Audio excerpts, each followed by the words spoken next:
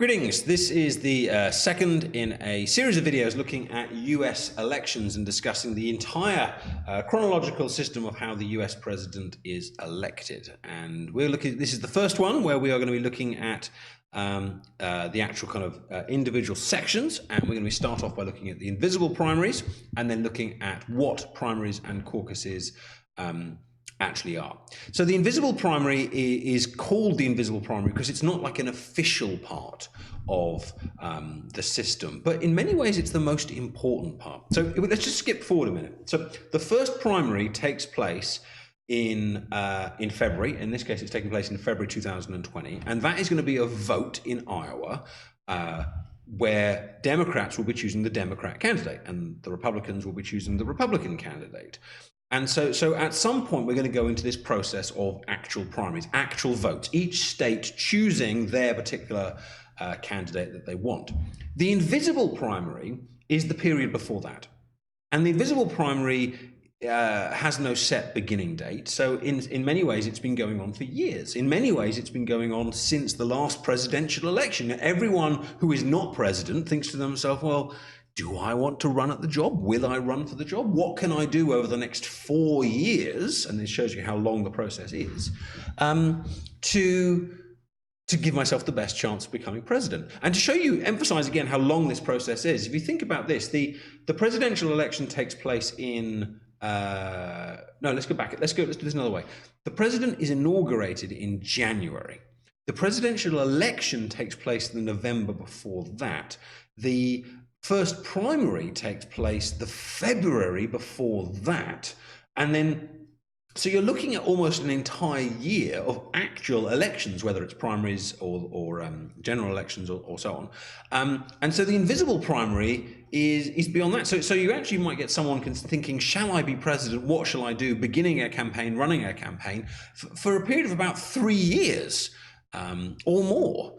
Leading kind of up to it. Now, the reason it's called the invisible campaign is because, or invisible primary, is because you don't want to be seen to be too keen. No one comes out the day after an inauguration and says, I am running to be president of the United States, because you might be seen as too eager. You might be, you're setting yourself up for things to go wrong. You're going to be under the kind of the spotlight straight away. So most people will spend the invisible primary raising funds and trying to build up a name for themselves. And then at some point during that 2-year, 3-year period, they will make the announcement, maybe on Instagram, maybe on YouTube, maybe in an interview saying, I, whoever you are, am running for president of the United States of America. And at that point, it's official. And from then on, you're going to be obviously asked loads and loads of questions, but let's kind of break it down a little bit. So the invisible primary, we've already said, is the events before the first actual primary. This is the period in which you will be gaining as much name recognition as possible. First of all, you'll be going on podcasts, building a social media following. You'll be going on talk shows. You'll be getting interviewed. You'll be trying to attach your name to certain key policies. You'll be criticizing the current president or opposition. You'll be just trying to get yourself out there, because if you are not known, you are not going to be president. And so you have to be building supporters. You have to be not saying, oh, support me to be president, but just kind of putting out those little kind of feelers. Would you support me if I ran? Speaking to kind of wealthy donors. Obviously getting yourself interviewed wherever kind of possible. Interviewing other people to be part of your campaign. Making announcements for the things that you believe in, whether it's healthcare for all, whether it's environmental policies, as AOC's been doing, whether it's talking about building a wall between Mexico and America. But you will start making announcements about the kind of policies you believe in. But then, of course, comes the biggest announcement of all, which is, I want to be president of the United States of America. Now, even though this is, so at some point the invisible primary becomes visible. It's definitely visible now. I'm making this video in January 2020, and the invisible primary is misnamed at the moment. We know who the candidates are because we've been seeing them in television debates. Everyone that's going to stand, I assume, has probably stood by now, although technically I guess they've got a couple of weeks left. But it's become more visible as time has gone on over the last probably year or so. And there have been several now televised debates. Now, at the moment, in 2020, Trump is the incumbent. That word meaning he is the sitting president, the current elected member. So there isn't really a Republican primary going on, and I'll talk about that more in a future video. So it's only really going on the Democrat side. In 2016, it was going on both sides because Obama wasn't allowed to stand beyond. Excuse me, Obama wasn't allowed to stand beyond 2 terms, so there was a primary on both sides. This time, there's only a primary on one. So there's been many Democratic televised debates already. And what they do, the TV networks do, is they look at the polls and they say, well, anyone who is above a certain figure in the polls will be invited to our debates. And actually, when they first ran the debates, they did it over 2 nights. So they'd have, say, 8 of them on the first night and 8 of them on the second night. And so a huge number of candidates. And then as various candidates went up or down in the polls, they might drop down to the other debate or be promoted up to the top runners debate, or maybe drop off entirely. But slowly, even in the invisible primary, candidates will start dropping off. You know, if they can see that the poll numbers just aren't shifting, they might decide, I'm just going to embarrass myself, I'm running out of money, I'm going to drop out. Or they might have just run out of money and they're not getting the donors, they're going to drop out. Maybe they make a critical mistake, answer an interview question terribly and they get lampooned in the media. Maybe some sort of scandal comes out about their past or something. Maybe they decide they don't want to do it. So some candidates never get to the point of saying, I'm going to run. Some candidates kind of pull out before that. Other candidates might do a debate or 2 and then kind of drop out. So it would be wrong to say that the invisible primary is like a kind of it's the bit where everyone announces whether they're going to run. The invisible primary is real. Lots of candidates stand, lots of debates happen, lots of candidates drop out before we even get to the official bit. And I've put this bit in yellow because I want to emphasize it because it's the bit that's often easy to miss out. This is the bit where a huge amount of fundraising must take place. If you are going to be campaigning, you need to go around the country many times. You need to hold rallies. You need to get advertising on radio or on TV, and all of this costs huge amounts of money. You need to have a team that need to be paid. You will have some volunteers, sure, but volunteers won't give up all their time. You need a team that's working with you full time. And all of this requires you to get donors, many donors, and as well as a few wealthy ones, to just simply keep your campaign going. So much of the invisible primaries can be spent going to wealthy individuals, to businesses, writing to people across the country and asking them to support you. Because you need that, what you might call like a war chest, or your kind of financial reserve, your Fort Knox, the place, the finances that you can call on when you're going to need them over the months of the invisible primary and the real primary. Now, and here's the other critical point. Look at the bit in red. I'll read it out. The front runner in polls at the end of the IV, invisible primary, that should be IP, shouldn't it? The front runner at the end of the invisible primary nearly always wins the final party nomination. So right now, Joe Biden is ahead in the polls. History would suggest that this means he's going to win. Now, if you're watching this in the future, you'll know if that prediction is true. It's not really a prediction, it's a historical trend. Most of the time, the front runner at this point, the invisible primary, ends up being the actual candidate, with some little bumps along the way. There are a few exceptions. Obama was one. At this stage, Hillary Clinton in 2008, so not 2016, not the recent election, you need to go back a lot further. Hillary Clinton first put her name forward in 2008, and she was the front runner above Obama. And over the process of the primaries, they swapped over, and Obama took the lead. That is rare, but it can happen.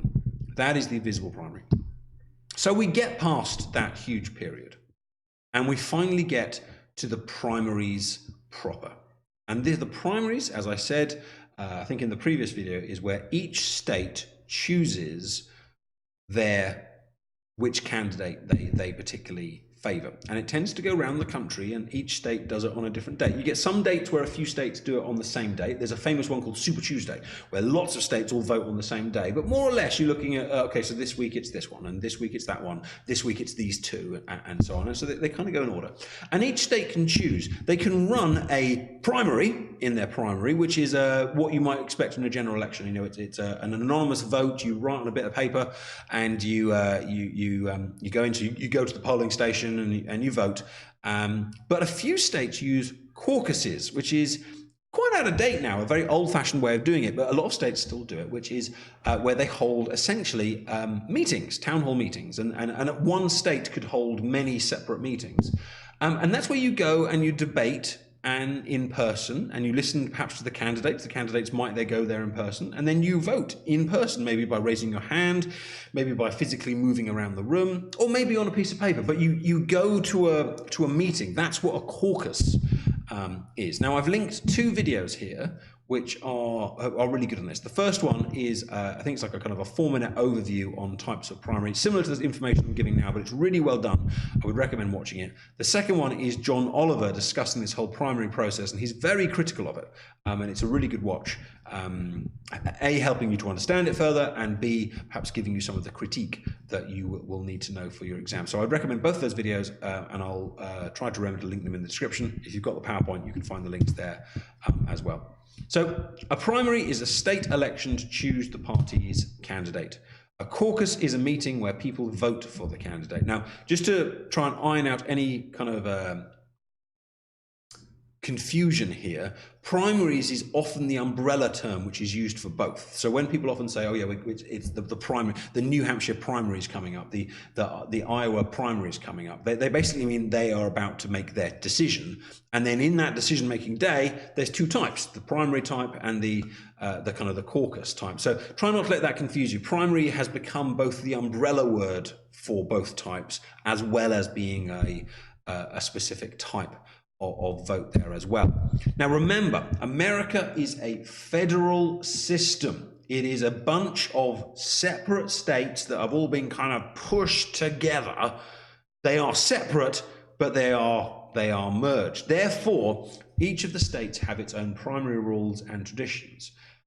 I'll go into this more a little bit later, but that means that the Democrat Party in New Hampshire is not necessarily the same organization as the Democrat Party in New York. They'll be linked, but they're not the same party. Think of it more like a right-wing party in France and a right-wing party in England. They may well share similar views, but the people, perhaps the policies, and certainly the kind of the organizational structure will be different. Now, what this means is, when it comes to primaries and caucuses, is that depending on where you live, the method that is used in this primary process can be very, very different. And that's why some states have caucuses, some states have primaries. And even in some states, there are some states that have both primaries and caucuses, because one party is using primaries and the other party is using caucuses. So just keep getting to emphasizing this point of just how independent each state is of the others in America. There is not one system, there is one outcome, and that makes it very, very different. So in each individual state and each individual party within each state, states have a number of decisions and choices that they can make. First of all, they can decide when they want to hold their primary. And earlier tends to be better, because the earlier you hold your primary, the more news reporters you're going to get, the more the candidates are going to want your vote. And so over a period of time, states kept moving the date of their election earlier and earlier, which became known as front loading. So more and more, so imagine this is the whole period in which the primaries take place. More and more states were kind of loading up at the front, bunching up towards the kind of the front. And there's been some rules, I think, put kind of against that now to try and spread it out. But it is by definition unfair. The states that go first, their votes are more valuable because the media will notice it more. The They will get a bigger choice of candidates because some candidates will start dropping out. You know, if a candidate comes 8th in the very first vote, they're probably going to drop out, which means states that vote later will never get to vote for that candidate, even if that was their favourite. There will be some states that vote very late on whose votes just will not count at all because the decision will have already been made by the other states that have kind of voted already. But the big thing is the amount of tension you get. I saw a photograph the other day of Elizabeth Warren literally going door to door in Iowa campaigning, you know, and bear in mind she could be president of the United States one day. She's going door to door campaigning in Iowa. I guarantee you she won't be doing that for the states that vote last. So if you are a voter in Iowa, your primary vote is very, very, very valuable versus perhaps not so valuable in other states. Think of the equivalent in the UK, perhaps living in a marginal seat versus in a safe seat. If you live in a safe seat, if you live in a safe Conservative seat, but you're a Labour voter, does your vote really count? Is your vote really valuable? If you live in a marginal constituency, you're going to get huge amounts of literature, huge amounts of attention from the candidates because your vote matters. Your vote can make a serious difference. Iowa and New Hampshire are the first two, and will be taking place in February. By the time you watch this video, it might well have gone past. You can get a group of states that vote on the same day, and if you vote on the same day, again, you tend to get more notice. So Super Tuesday is not an accident. Lots of states have decided to all vote together on that same day, so there's lots of publicity, so lots of people kind of notice. It encourages turnout, and that's obviously a good thing because you get a candidate that has more support. The final state primaries can become irrelevant, which I've already kind of discussed. So when a state holds it is important, and the states have that decision. Now, states can also decide how the voting works. First of all, do they want to have a primary? Do they want to have a caucus? And states have changed, and states have actually kind of gone both ways. So caucuses tend to be are far cheaper to run, but of course, caucuses, as you might have already kind of considered, being in a kind of town hall environment that lasting for many hours, the turnout's going to be tiny. It's very much kind of open to influence in some way. It's perhaps a bit more kind of unfair. Watch the other video that I showed you at the top, and you'll kind of get more some of the kind of details on it. But there are issues with caucuses. But so most states have moved over to primaries. But there's not just 1 or 2 states left with caucuses. You know, there's about 10 or so. They can also choose who gets to vote. Because some states run closed primaries. Now, closed primaries is probably what you'd expect. Democratic Party members vote for the Democratic candidate, and Republican Party members vote for the Republican candidate. That is known as a closed primary, as in only this group. It's closed off to others. Only this group votes for that candidate. Only this group votes for that candidate. But some states actually hold open primaries where anyone can vote in either election. Now, they normally have rules that say you can't vote in both. So you can't vote for a Democrat candidate and a Republican candidate. But an open primary does allow a Republican to vote in a Democratic Party primary. So our equivalent would be a Conservative Party member voting for the next Labour leader. That's the equivalent. That's how kind of cross it would be. There may be reasons for that. Maybe that Republican doesn't like any of the Republican candidates. And so actually this time they're more interested in the Democratic one. Maybe they're being a bit of a mischief maker. Maybe it's their democratic right to vote in whatever election they choose. Some states hold, I think what's called I think it's like a semi-closed one, which is where you can vote if you're not a member of the other party. So semi-closed means like you can, if you're not a member of a party, you can vote in either. But if you're a member of a Republican, you can't vote in Democrat, and so on. And the parties kind of have lists to kind of go with that.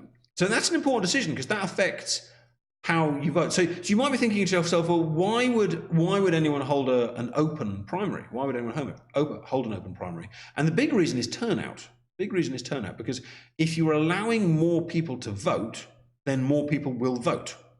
Make sense? And political party membership has gone down and down. So if you think about it in the UK, you've probably done this last year, like millions and millions of people used to be members of political parties. They're not anymore, which means that the Conservative Party leadership with Boris Johnson, for example, was decided by, I think it was something like 200,000 people or something like that. Now, if you compare that to the 30 million odd that live in the UK, that's a tiny fraction of people. So you want to have people voting for your leaders. And so the argument to hold an open primary, although it seems weird, is reasonably strong when it comes to kind of turnout. But of course, it does come with its own issues that I'm sure you can kind of think about. The other decision that they can make in this primaries and caucuses is whether to hold a proportional or a winner-take-all election. Now, I'm going to load up a couple of web pages here to show you, but each state is allocated a number of what we call delegates based on their population. So if you come from a huge state, then your state will be given a huge number of delegates to allocate. If you come from a small state, small number of delegates. And what happens is in the party convention, which we'll look at in a future video, these delegates go and they vote for a particular candidate. It's very similar to the Electoral College, which we'll be covering a little bit later. But the states have a decision to make, and that is whether they want to make their, if I go back to the PowerPoint, that is whether they want to make their voting system proportional or winner-take-all. Let me show you two examples. This is New Hampshire. This is an example of a proportional primary, and we're looking here at the 2016 results. And you can see here Donald Trump won this primary. He got 35% of the vote, and so he ended up with about 35% of the delegates. So he ended up with 11. I think there's something like 24 delegates available here. John Case got 15%, and so he ended up with 4, and so on down until eventually they get so little that they get no votes at all. Same on the right-hand side. You can see there were far less candidates in the Democratic primary, just the big two there, Bernie and Hillary. Bernie ended up with more and gets 15, Hillary got less and she gets 9. But that's proportional, But actually many of the states are winner take all. Have a look at this in Arizona. In Arizona, there are 58 delegates up for grabs. Donald Trump gets 47% of the vote there, but he takes all of them. He takes every single vote. So even though what would it be? 53% of Republicans didn't vote for Donald Trump. He gets every single delegate. Now, this, of course, makes this state very valuable to Donald Trump. Firstly, because it's 58 votes, and secondly, because as long as he wins the states, he gets all 58.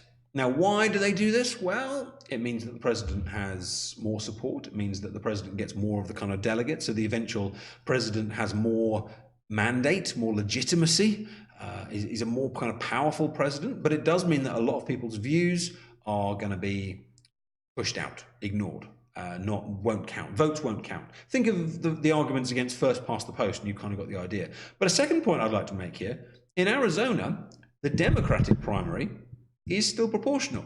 So go back to my point I made earlier that certain states run things differently, certain parties run things differently. Here we've got a key example here of the different parties in the same state are using a different system within the same state. So hopefully that gives you an overview to what primaries and caucuses are. Anonymous kind of voting slips, primaries, town hall meetings, caucuses, but different versions of it. When are you going to hold it? What difference does that make? Open, closed, proportional, winner take all. Very, very different. Here is just to show you geographically where these two very important states are in the primaries. You've got Iowa in the middle, which will be first. You've got New Hampshire up there in the top right, the yellow one. A very, very small state. But these two states are small geographically, and they have tiny amounts of delegates, but their importance is huge because they go first. They can show which candidates are in the running. And if you're watching this video over the next month, you will see a huge amount of press coverage being given to Iowa and New Hampshire, despite the fact that over the whole course of the whole thing, they're not going to, those like few votes won't make a difference, but the momentum that is given is huge. If you come out strongly in Iowa, then you're far more likely to do well overall. If you come out strongly in New Hampshire, you're going to do well overall. You know, these states matter because they go early. This obviously impacts media coverage, fundraising, as we talked about, early dropouts. If someone's seen to be in the lead, they're going to get more funding. If someone's seen to be failing, they're highly likely to drop out. I've got a link here on early dropouts, and I can't remember why. Oh yeah, so this was some of the early Democratic candidates in the New York Times here. which I think I can show you. You can see the various kind of results here, and you can see when various people kind of dropped out. I'll put a link to this one here, so you can actually see the whole primary process from 2016 here. You can see the Iowa results all the way down to when's the last one? It's in June. District of Columbia, and South Dakota. You can also see when the different candidates eventually kind of drop out, because here you can see, if you look at the Republican side, you can see here you've got all 4 candidates, but you can see very quickly we drop down to 3, and then eventually we get down to 2, and then eventually we only get 1. Why do we only get 1? Well, because by that point Donald Trump has won the nomination here. Slightly different on the Democratic side. It was a lot closer, and the system's slightly different, but you can see the point that I'm making. I'll talk about incumbents in the next video, because this video has now been quite long, but we need to be talking about the influence that incumbency has over primaries, and also kind of evaluating the system as a whole. Hope you found this video useful. Please give it a like, follow it up with reading in your own time. Look at the textbooks, go read about primaries and caucuses, watch those other videos I recommended. You do need to have a good understanding of these, because firstly, it's a relatively straightforward topic, but it's also a really interesting one to write about. So get on it, and I'll see you in the next video.